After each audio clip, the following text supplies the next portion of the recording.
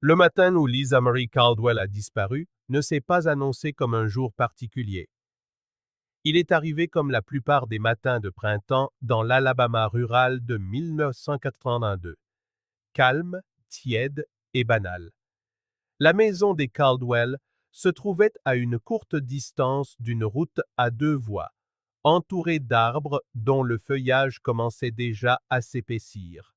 À l'intérieur, les rituels d'un jour de semaine ordinaire se déroulaient sans la moindre urgence. Le café infusait. Une radio murmurait à voix basse. Lisa se déplaçait dans la maison avec l'assurance désinvolte d'une jeune fille de 16 ans, persuadée de savoir exactement comment sa journée se terminerait. Lisa n'était ni en retard, ni pressée, ni contrariée. Elle a mangé légèrement, s'est brossé les cheveux et a enfilé des vêtements choisis pour leur aspect pratique plutôt que pour leur style. Il n'y avait rien de cérémonieux dans son au revoir. Elle a mentionné, comme en passant, qu'elle prévoyait de s'arrêter au motel en bord de route, juste à la sortie de la ville. Ils avaient parfois besoin d'aide pour nettoyer les chambres, et Lisa avait déjà posé la question. C'était le genre d'endroit qui embauchait de jeunes locaux pour quelques heures payées en espèces. Rien de formel, rien d'inhabituel. Ses parents ont à peine prêté attention à ce détail. À l'heure du déjeuner, elle serait de retour. Pour le dîner, elle serait certainement à la maison. Elle a franchi la porte d'entrée sans la moindre hésitation visible. Aucun sac, aucun comportement suspect, aucune dispute laissée en suspens derrière elle. Elle ne portait que ce qu'elle portait toujours. Quand la porte s'est refermée, elle s'est refermée sur un jour comme les autres. Les heures passant, rien ne semblait anormal au début. Lorsque Lisa n'est pas revenue en milieu d'après-midi, sa famille a supposé qu'elle avait trouvé du travail et qu'elle finissait tard. Le soir venu, ils ont pensé qu'elle était avec des amis. En 1982, les adolescents n'avaient pas de téléphone. Le silence n'avait rien d'immédiatement alarmant. Il était la norme. Ses parents ont attendu toute la nuit, guettant le bruit d'une voiture dans l'allée, le craquement familier de la porte qui s'ouvre. Ce bruit n'est jamais venu. Au matin, l'inquiétude avait remplacé la patience. Des appels furent passés aux amis. Personne n'avait vu Lisa. Certains pensaient qu'elle avait pu passer la nuit chez quelqu'un d'autre. D'autres supposaient qu'elle était allée au motel et n'avait pas terminé avant tard. Pourtant, personne ne prononça le mot disparu. Pas encore. Cette possibilité flottait dans la pièce, silencieuse, pesante et indésirable. Lorsque la famille a contacté les autorités locales, la réaction a reflété autant l'époque que les circonstances. Une jeune fille de 16 ans partie pour la nuit ne déclenchait pas automatiquement une intervention d'urgence. L'hypothèse est venue rapidement et discrètement. Les adolescents fuguent parfois. Ils ont besoin de prendre l'air. Ils prennent des décisions impulsives. Sans signe de lutte ou de détresse, la disparition fut traitée comme temporaire. Les agents ont pris les informations de base, posé des questions de routine et suggéré d'attendre encore un peu. Le motel en bord de route est rapidement devenu un point d'intérêt, mais seulement pour un court instant. Un agent s'est arrêté, a parlé au gérant et a demandé si Lisa était venue. La réponse fut vague. Elle était peut-être passée. Les gens le faisaient tout le temps. Il n'y avait pas de registre, pas de paperasse. Aucune raison de croire que quoi que ce soit s'était passé là-bas. Le bâtiment lui-même n'offrait rien d'inhabituel. Chambre nettoyée, lit fait, porte verrouillée. Aucune perturbation. Aucun témoin ne s'est manifesté. Le motel fut rayé de la liste aussi vite qu'il y avait été ajouté. Les jours passèrent. Puis une semaine. Des avis de recherche furent imprimés. La photo de Lisa, son doux sourire, son visage juvénile fut épinglé sur des panneaux d'affichage et collé aux vitrines des magasins. Ses amis furent interrogés de nouveau, plus attentivement cette fois. Tous racontèrent la même histoire. Lisa n'avait pas dit qu'elle partait. Elle n'avait pas parlé de fugue. Elle n'avait pas laissé entendre qu'elle voulait disparaître. Plus les gens le répétaient, plus cela devenait troublant. Ses parents se remémoraient ce dernier matin encore et encore, cherchant quelque chose qu'ils auraient manqué. Une intonation, un regard, n'importe quoi qui pourrait expliquer pourquoi leur fille n'était pas rentrée. Il gardait sa chambre exactement comme elle l'avait laissée. Ses vêtements restaient dans le placard. Son lit demeurait intact. Chaque nuit, ils attendaient, guettant des bruits qui n'arrivaient jamais. Les forces de l'ordre étaient limitées par les moyens de l'époque. Il n'y avait pas d'empreintes numériques à suivre, pas de caméras de surveillance le long des autoroutes. Les pistes dépendaient de la mémoire et la mémoire s'estompait rapidement. Le dossier de l'affaire s'amincissait. Sans preuve d'un crime, l'enquête ne pouvait aller nulle part. L'absence de réponse devint une sorte de présence à part entière, silencieuse, persistante et profondément troublante. Au fil des semaines devenues des mois, le ton a changé. L'urgence s'est adoucie. Les conversations se firent à voix plus basse. Les gens cessèrent d'appeler avec des informations. Le nom de Lisa a lentement disparu des discussions quotidiennes. Cela ne s'est pas produit d'un seul coup. Cela s'est produit comme le fait souvent l'oubli, progressivement, sans intention. L'affaire était toujours ouverte, mais elle n'était plus active. Sa disparition s'est installée en arrière-plan de l'histoire de la ville. Un événement non résolu, mais rarement évoqué. Pour sa famille, le temps n'a pas estompé l'incertitude, il l'a aiguisée. Chaque jour qui passait sans réponse était comme une autre porte qui se fermait. Les fêtes se succédaient. Les anniversaires passaient sans célébration. L'espoir demeurait, mais il avait changé de forme. Il était devenu plus silencieux, plus fragile, plus difficile à expliquer. Le motel restait debout, juste à l'extérieur de la ville, son enseigne clignotant la nuit, ses chambres se remplissant et se vidant de voyageurs qui n'avaient aucune idée des questions qui persistaient entre ses murs. La vie continuait autour de lui. De nouveaux propriétaires se succédaient. Une nouvelle couche de peinture recouvrait les anciennes surfaces. Quels que soient les secrets que le bâtiment gardait, ils restaient cachés, scellés derrière la normalité.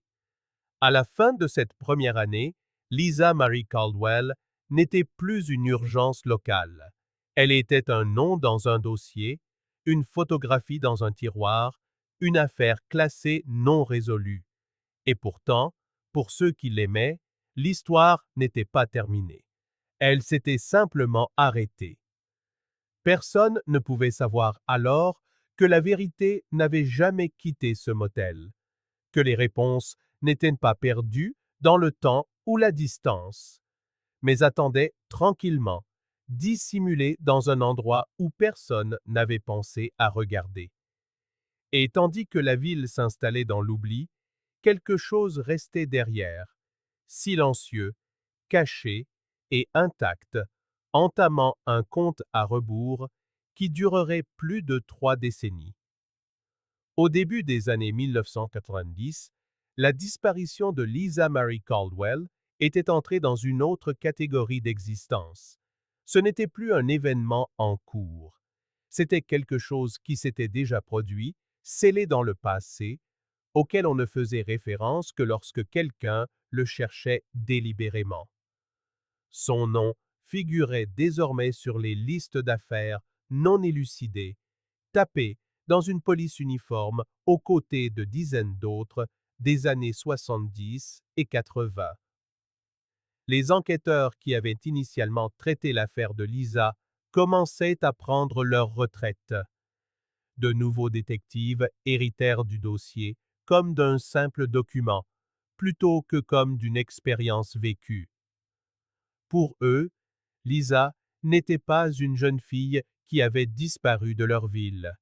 Elle était un mince dossier aux pages vieillissantes, une chronologie qui s'arrêtait brusquement en 1982.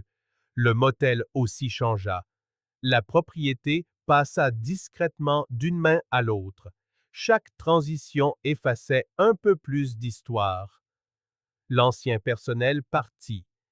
De nouveaux gérants arrivèrent sans aucun lien avec ce qui s'était passé des décennies plus tôt. Des rénovations furent faites à bas prix, puis plus du tout. Le bâtiment vieillit mal.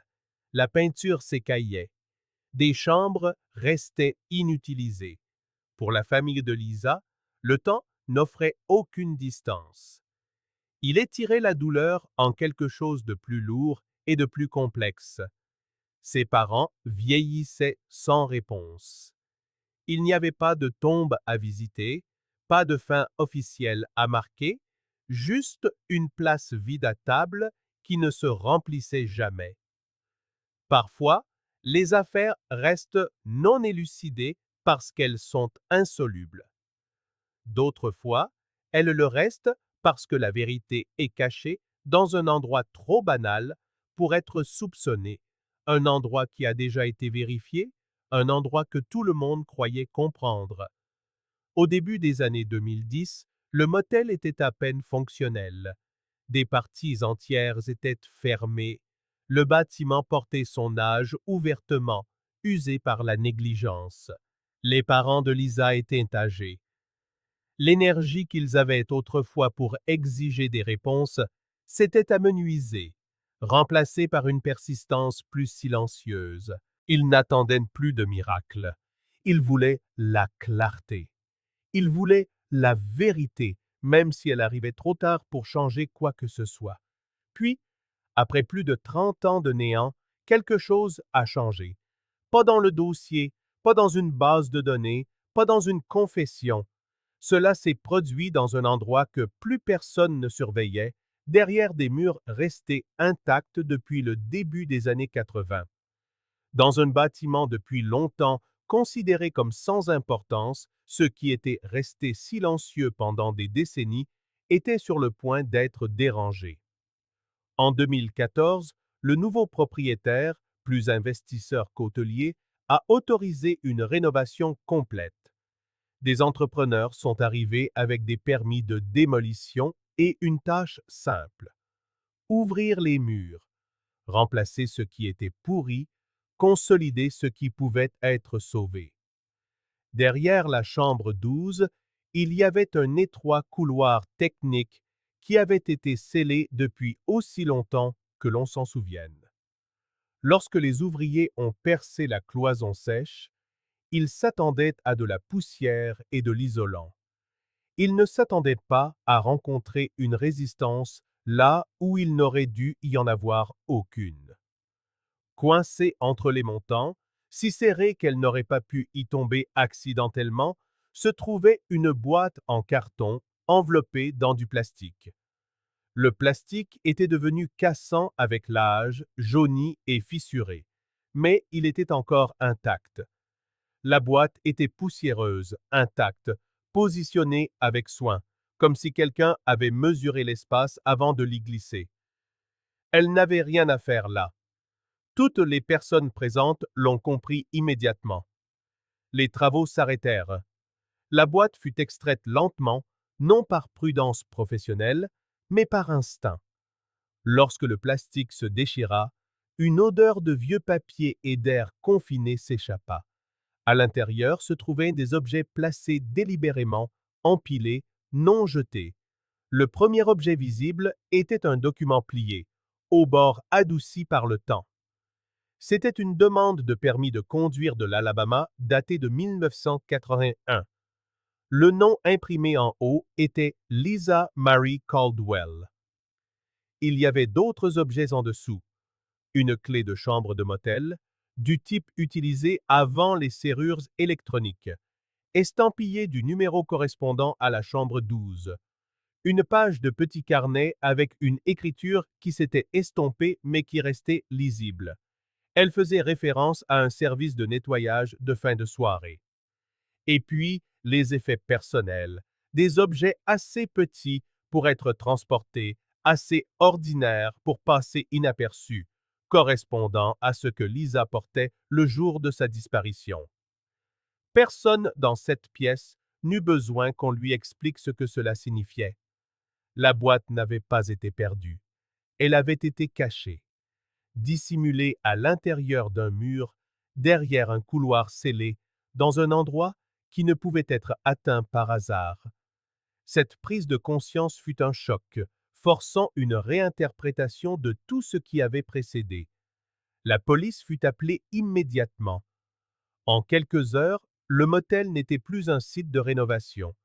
C'était une scène de crime, un statut qu'il n'avait jamais eu officiellement, ni en 1982, ni dans les décennies qui suivirent. Quand les détectives sont arrivés, ils ont abordé la scène avec le poids de l'histoire pesant sur chaque pas. L'intention était indéniable. Quelqu'un s'était donné du mal. Quelqu'un avait su ou caché quelque chose pour que cela ne soit jamais trouvé. L'affaire de Lisa Marie Caldwell a été rouverte le jour même, et l'absence qui définissait sa disparition allait enfin commencer à céder la place à des réponses qui avaient toujours été là, attendant le moment où quelqu'un finirait par percer la surface. Pour la première fois en 32 ans, le motel passait de la marge de l'enquête à son épicentre. Tout ce qui entourait la disparition était redéfini par cette boîte. L'ancienne hypothèse, celle d'une fugue volontaire de Lisa, s'effondrait face à l'évidence. Les gens qui s'enfuient ne laissent pas leurs papiers d'identité scellés dans un mur. Ils ne cachent pas leurs affaires derrière une cloison sèche. Ils ne s'évanouissent pas sans emporter le nécessaire pour survivre. Ce n'était pas une absence, c'était une dissimulation. La nouvelle se propagea rapidement. Les inspecteurs contactèrent les membres survivants de la famille de Lisa avant que l'information n'atteigne le public. L'appel portait en lui un mélange d'effroi et de soulagement. Quelque chose avait été trouvé. Pas encore de réponse, mais une preuve. La preuve que Lisa n'avait pas été oubliée par hasard, mais cachée à dessein. Les équipes de la police scientifique analysèrent le contenu avec des méthodes modernes qui n'existaient pas au moment de la disparition de Lisa. On tenta de relever des empreintes digitales, bien que le temps en ait effacé la plupart des traces exploitables. Des fibres furent collectées, le papier fut testé. La clé du motel fut enregistrée et comparée à de vieux registres qui avaient autrefois semblé insignifiants. Chaque objet était traité comme une pièce à conviction, non comme un souvenir. Les enquêteurs parcoururent à nouveau le bâtiment, cette fois avec une intention précise. Ils étudièrent les murs, l'agencement, les points d'accès. Le couloir de service derrière la chambre 12 fut examiné de près. Il avait été scellé très tôt, probablement lors d'une rénovation peu après la disparition de Lisa. Quiconque avait caché la boîte savait que cet espace serait condamné. Cette connaissance réduisait immédiatement le champ des suspects possibles. L'histoire du motel fut reconstituée pièce par pièce. Changement de propriétaire, liste du personnel, calendrier d'entretien. Toute personne ayant pu avoir accès au couloir en 1982 devenait pertinente. Les dépositions recueillies des décennies plus tôt furent relues avec un regard neuf. Des incohérences qui semblaient autrefois mineures prenaient désormais tout leur poids. La boîte accomplit autre chose également. Elle ramenait Lisa au présent. Elle n'était plus seulement une photographie du début des années 80.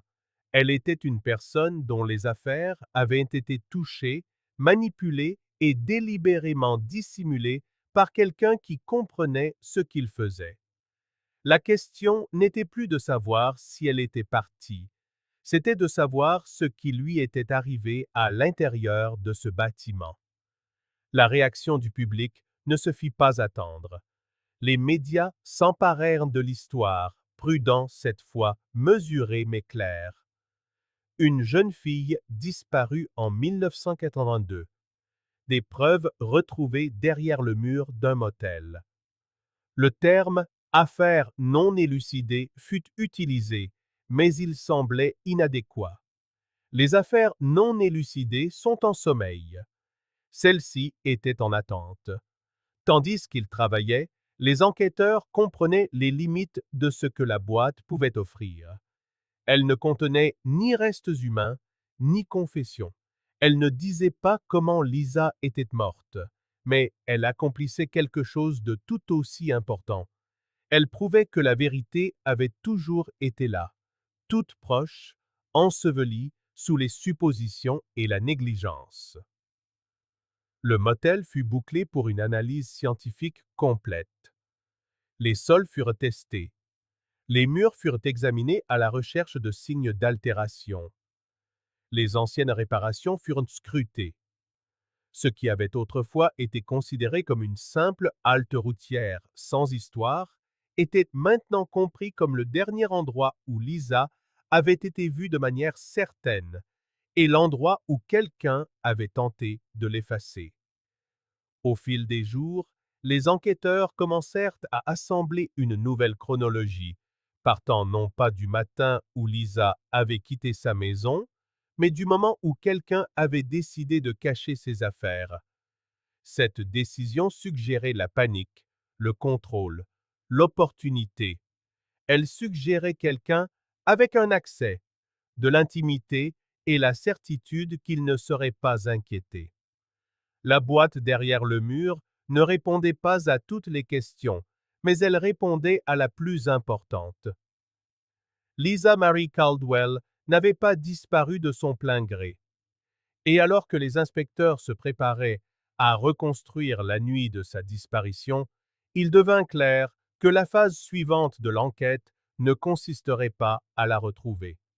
Elle consisterait à identifier la personne qui avait cru que 32 ans de silence suffiraient à garder la vérité enterrée pour toujours. Une fois la boîte retirée et cataloguée, l'affaire entra dans une phase qu'elle n'avait jamais vraiment atteinte auparavant. Pour la première fois, les enquêteurs ne spéculaient pas en partant d'une disparition. Ils remontaient le temps à partir de preuves concrètes. Les inspecteurs des affaires non élucidées abordèrent le dernier jour de Lisa Marie Caldwell avec des méthodes qui n'existaient pas en 1982, construisant une chronologie minute par minute, utilisant l'absence elle-même comme guide. Ils commencèrent par ce qui était connu. Lisa avait quitté la maison le matin dans un but précis. Elle prévoyait de s'arrêter au motel pour se renseigner sur un travail. Ce détail, autrefois considéré comme accessoire, devenait maintenant central. Les registres de paie furent récupérés à partir de déclarations fiscales archivées et de documents d'embauche liés aux propriétaires du motel au début des années 80. L'examen confirma un point important. Lisa n'avait jamais été officiellement embauchée.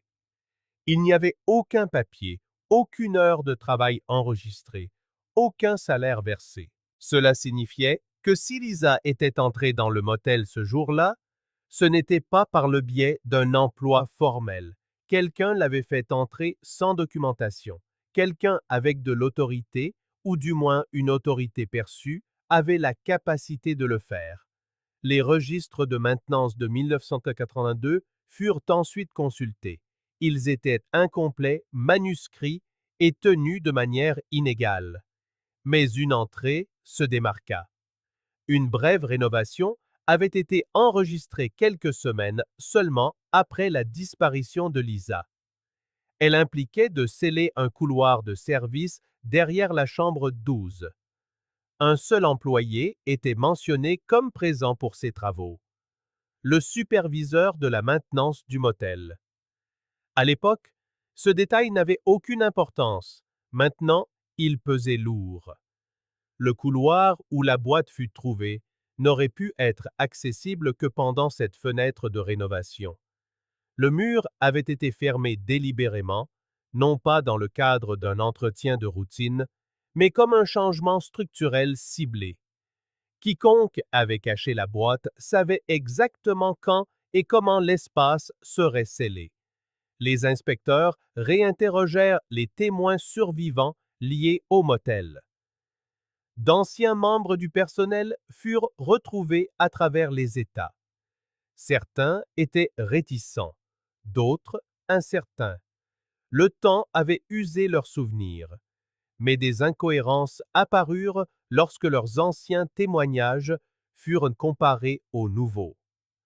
Le récit du superviseur de la maintenance sur cette journée changeait subtilement à chaque fois qu'il était raconté.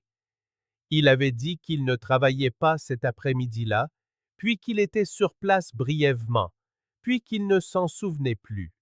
Ces incohérences auraient pu être ignorées des années plus tôt. Maintenant, elles étaient contextualisées par les preuves. L'analyse scientifique des objets de la boîte ajouta une autre couche. Des traces de fibres furent récupérées sur l'emballage plastique et la page du carnet. Sous examen microscopique, elles correspondaient à des restes de moquettes autrefois utilisées dans la chambre 12. La moquette elle-même avait été remplacée depuis longtemps, mais les registres d'achat et les échantillons du fabricant confirmèrent la correspondance. Les affaires de Lisa avaient été à l'intérieur de cette chambre.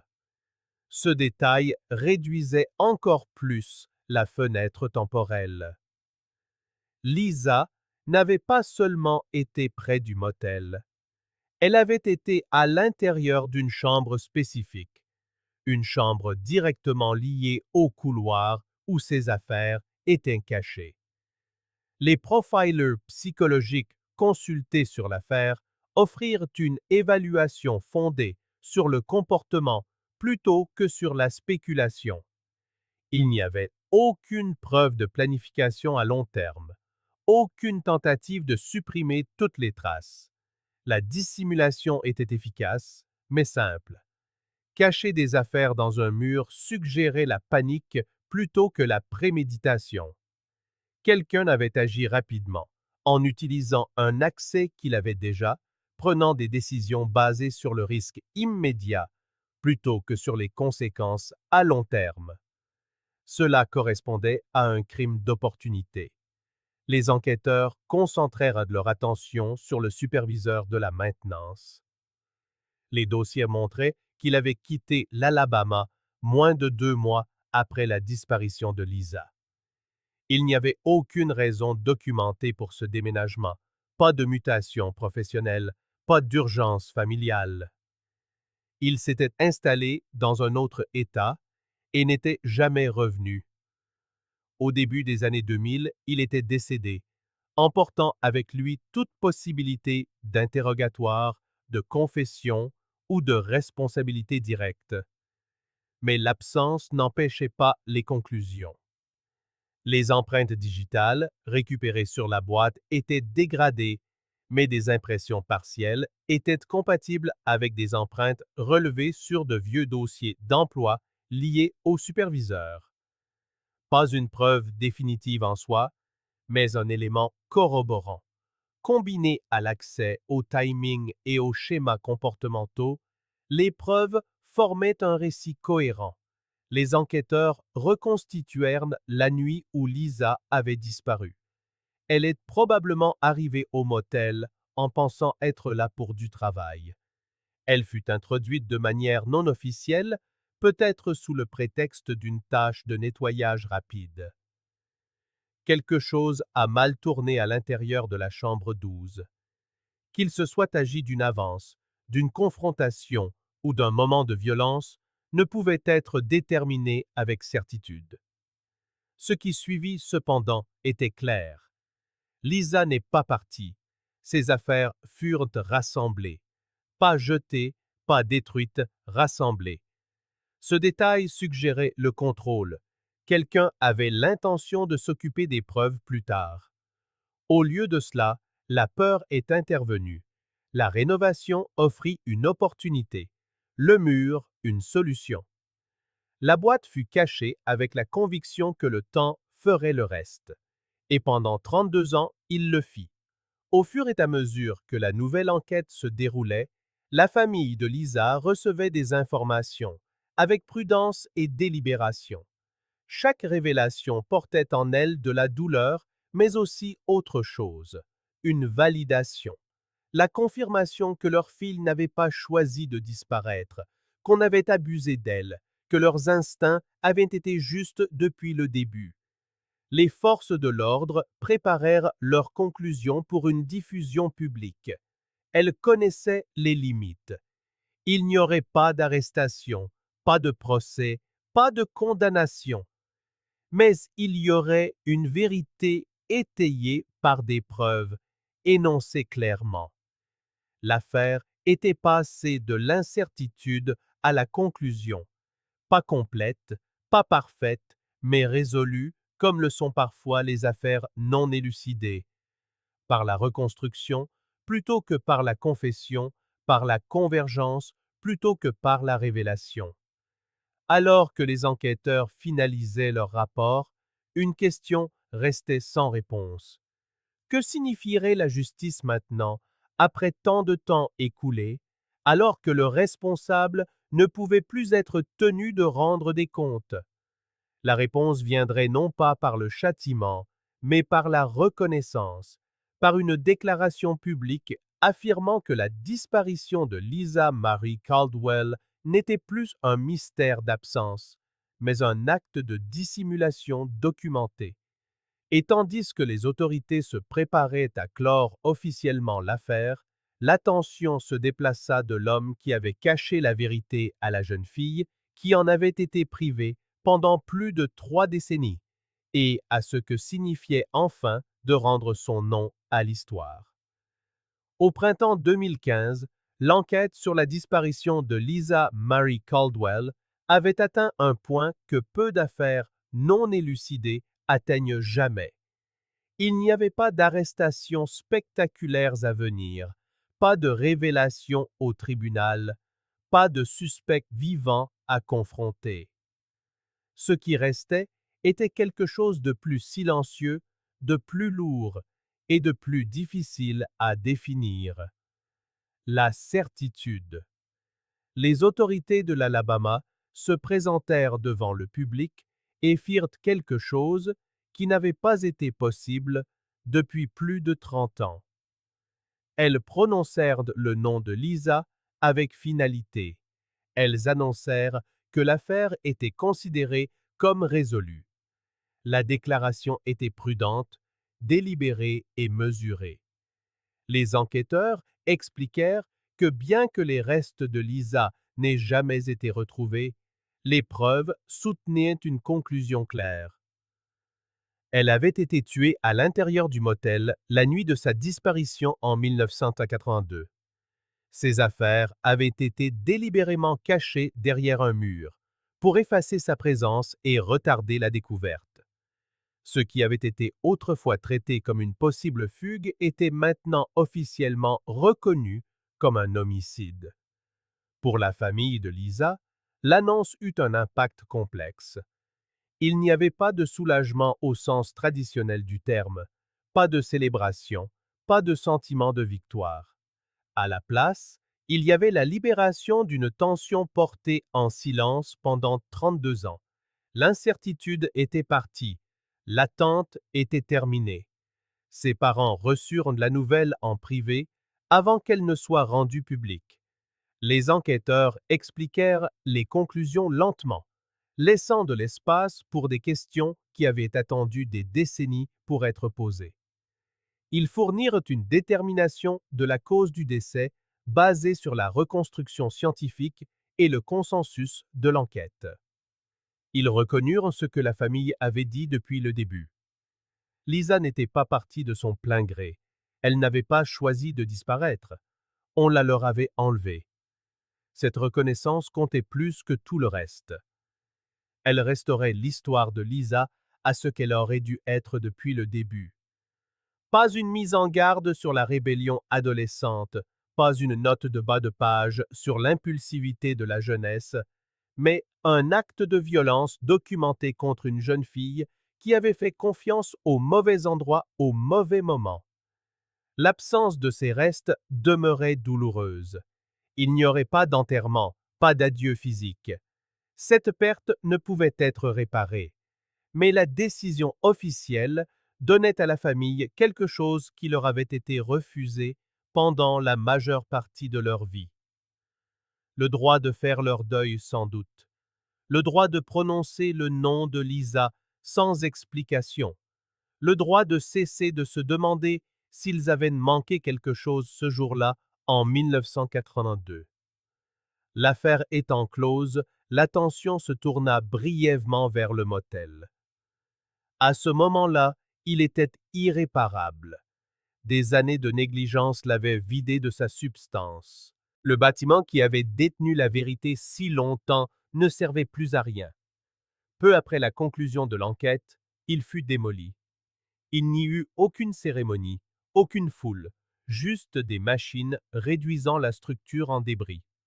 Les murs qui avaient caché une boîte pendant 32 ans s'effondrèrent en quelques minutes. Le couloir de service derrière la chambre 12 disparut complètement, emportant avec lui le dernier lien physique avec le crime.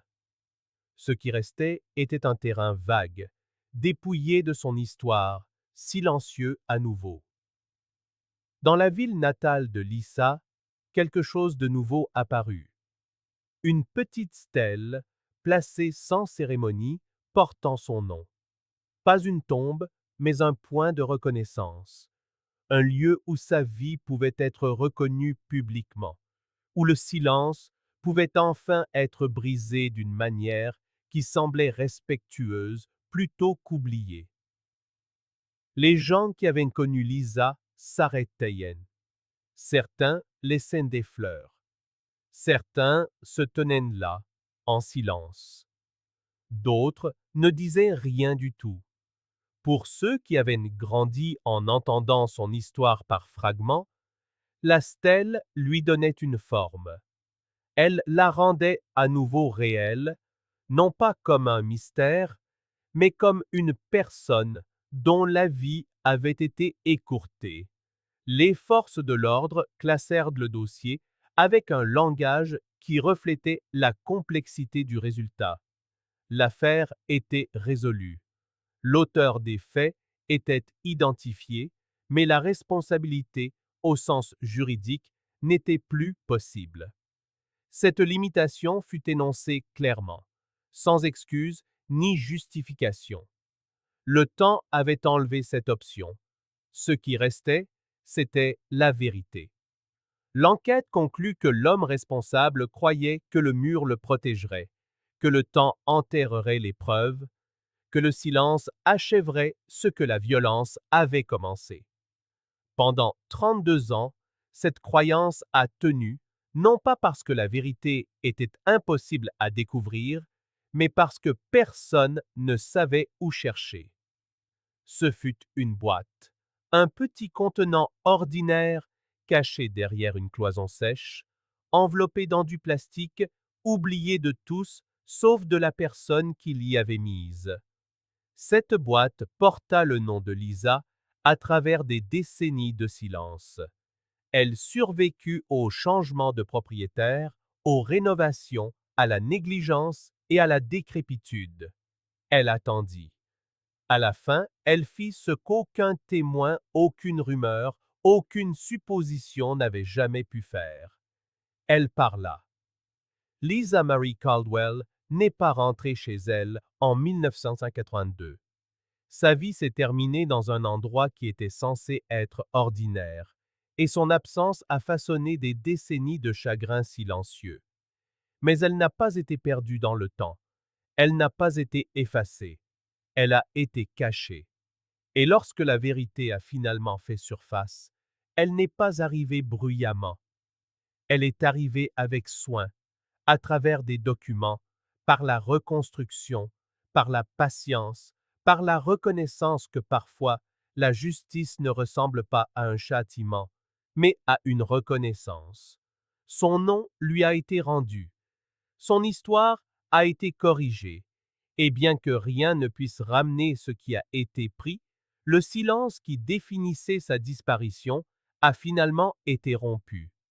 Le plus petit des objets cachés avait porté le poids de décennies, et lorsqu'il fut trouvé, il fit ce que le temps n'avait pu faire. Il raconta la vérité.